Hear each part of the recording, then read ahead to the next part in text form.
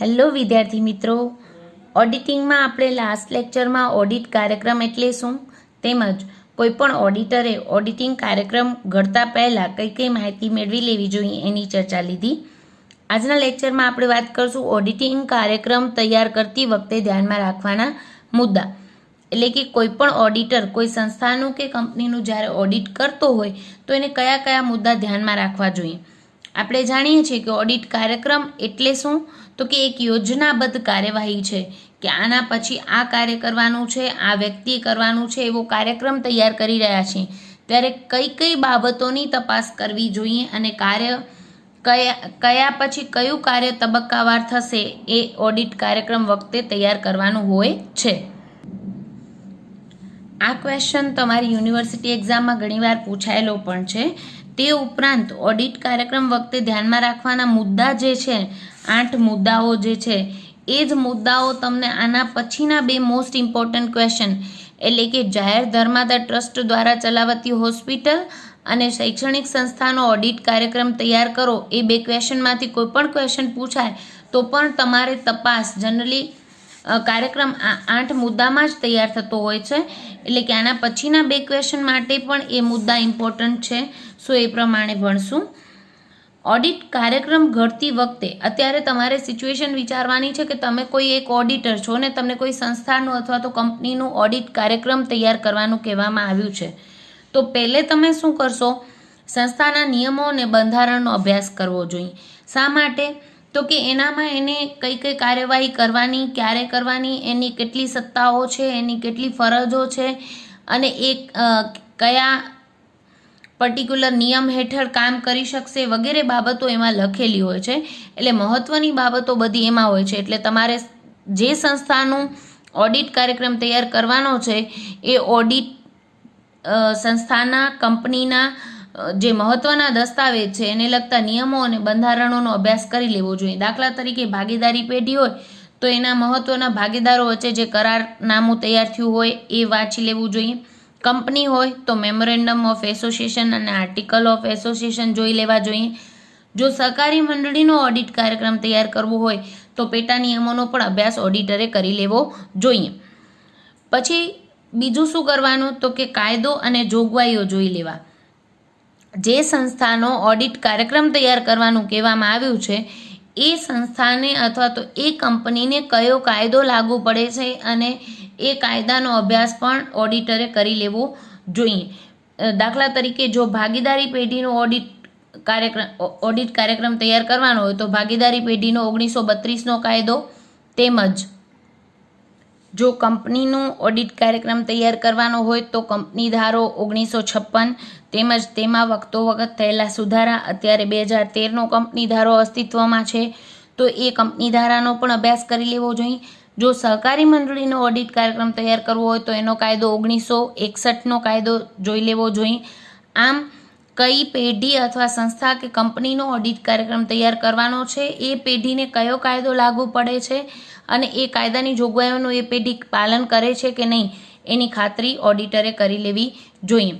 ત્રીજું, એને કાર્યક્રમ ઘડતી વખતે ત્રીજો મુદ્દો ધ્યાનમાં રાખવાનો છે હિસાબી પદ્ધતિ અને હિસાબો. એટલે કે જે સંસ્થા કે જે પેઢીનું ઓડિટ કરવાનું છે એ પેઢી કયા પ્રકારની હિસાબી પદ્ધતિનો ઉપયોગ કરે છે.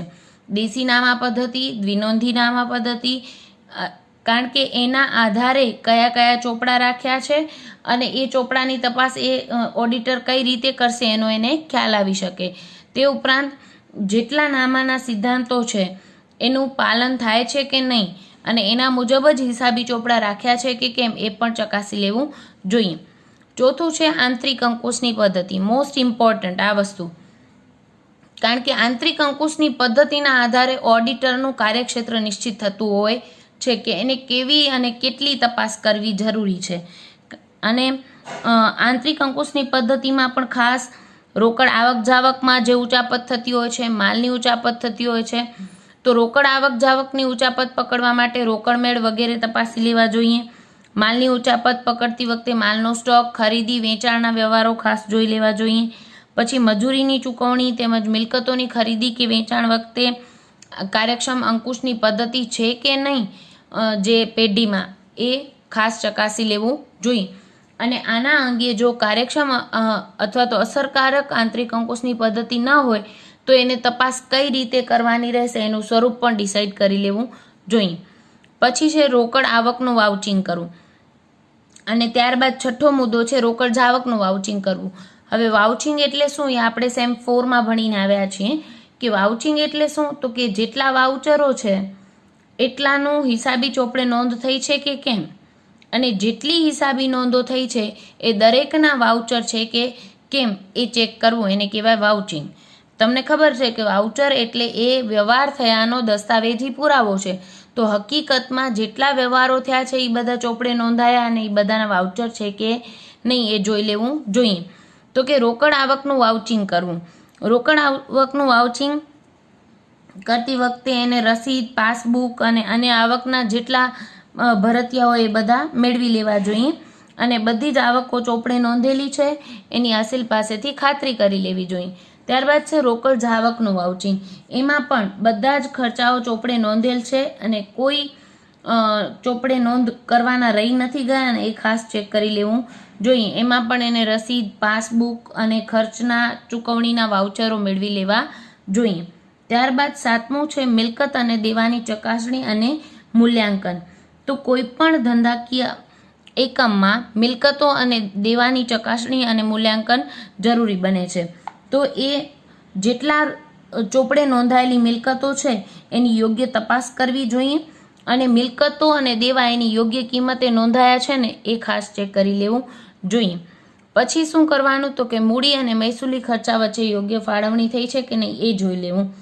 તો તમને ખબર છે કે મહેસૂલી ખર્ચ એટલે ટૂંકા ગાળા માટેના અને મહદઅંશે કહી શકાય કે નાની રકમના ખર્ચા. તો આવા ખર્ચાઓ જનરલી મહેસૂલી ખર્ચ અને મહેસૂલી આવકો જનરલી નફા નુકસાન ખાતામાં દર્શાવવામાં આવતી હોય છે. અને મૂડી ખર્ચા એટલે કેવા, જે મોટી રકમના હોય અને ખાસ કરીને લાંબા ગાળા માટેના હોય.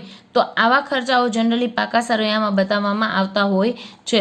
તો એ પણ યોગ્ય રીતે ફાળવણી કરી છે અને યોગ્ય જગ્યાએ નોંધ કરી છે એ ખાસ ચેક કરવાનું રહે. તો ઓડિટ કાર્યક્રમ આ 8 મુદ્દામાં તૈયાર થયેલો હોવો જોઈએ. એ પછી સંસ્થા કે પેઢી કે વ્યક્તિ બદલાય કે કંપની હોય કે ભાગીદારી પેઢી હોય તો એનું થોડું ઘણું સ્વરૂપ બદલાય. દાખલા તરીકે કાયદો અને જોગવાઈ બીજો મુદ્દો છે. તો આપણે જો ભાગીદારી પેઢીનું ઓડિટ કાર્યક્રમ તૈયાર કરશું તો આપણે 1932નો કાયદો ધ્યાનમાં લેશું. જ્યારે કંપનીનું ઓડિટ કાર્યક્રમ તૈયાર કરશું તો 1956 અથવા તો 2013નો કંપની ધારો ધ્યાનમાં લેશું. એટલે આમ થોડે ઘણે અંશે બદલાઈ શકે પણ કાર્યક્રમના આ 8 મુદ્દા દ્વારા એને કાર્યક્રમ તૈયાર કરવો જોઈએ. અને તમારે એટલે યાદ રાખવાનું છે એ રીતે કે આ તબક્કાવાર જ હોય, એમ ના થઈ શકે કે પહેલે રોકડ આવકનું વાઉચિંગ ને પછી નિયમો અને બંધારણ ચેક કર્યા. રાઈટ. મેં તમને કાર્યક્રમ સંદર્ભમાં યાદ રખાવ્યું છે કે કોલેજમાં કાર્યક્રમ હોય તો સ્પષ્ટ છે કે પહેલે પ્રાર્થના, પછી સ્વાગત પ્રવચન, પછી જે વ્યક્તિ અતિથિ વિશેષ હોય એનું પુષ્પગુચ્છથી સ્વાગત હોય, પછી જે હેતુ માટે કાર્યક્રમ હોય એના રિગાર્ડિંગ થોડી ચર્ચા હોય, ત્યારબાદ આભાર વિધિ હોય. ક્યારે એવું ના બની શકે કે આભાર વિધિ પહેલે કરવામાં આવે અને પછી પ્રાર્થના કરવામાં આવે, પછી પુષ્પગુચ્છથી સ્વાગત હોય ને પછી આપણે સ્વાગત પ્રવચન કરીએ. આવું કોઈ દિવસ હોઈ શકે નહીં. કાર્યક્રમ અમુક તબક્કામાં જતો હોવો જોઈએ. હા, કાર્યક્રમનો હેતુ બદલાય તો થોડા ઘણા પર્ટિક્યુલર વિગતો અથવા તો પ્રક્રિયાઓ બદલાતી હોય છે અથવા તો એનો મૂળ હેતુ હોય એ પ્રમાણેનો વચ્ચેના કાર્યક્રમ ગોઠવાતા હોય છે. પણ અમુક ફિક્સ હોય છે જે અહીંયા પણ 8 તબક્કા ફિક્સ છે ને એ તબક્કામાં જ ઓડિટ કાર્યક્રમ તૈયાર થવો જોઈએ. નેક્સ્ટ લેક્ચરમાં આપણે વાત કરશું મોસ્ટ ઇમ્પોર્ટન્ટ ક્વેશ્ચન્સ જે યુનિવર્સિટી એક્ઝામમાં ઘણીવાર પૂછાયા છે. જાહેર ધર્માદા ટ્રસ્ટ દ્વારા ચલાવાતી હોસ્પિટલનો કાર્યક્રમ તૈયાર કરો. ઘણી વખત એમ પણ પૂછાતું હોય છે શૈક્ષણિક સંસ્થા વતી તમે શૈક્ષણિક સંસ્થાનો ઓડિટ કાર્યક્રમ તૈયાર કરો. તો એમાં પણ આ 8 મુદ્દા જ ધ્યાનમાં લેશું. Thank you.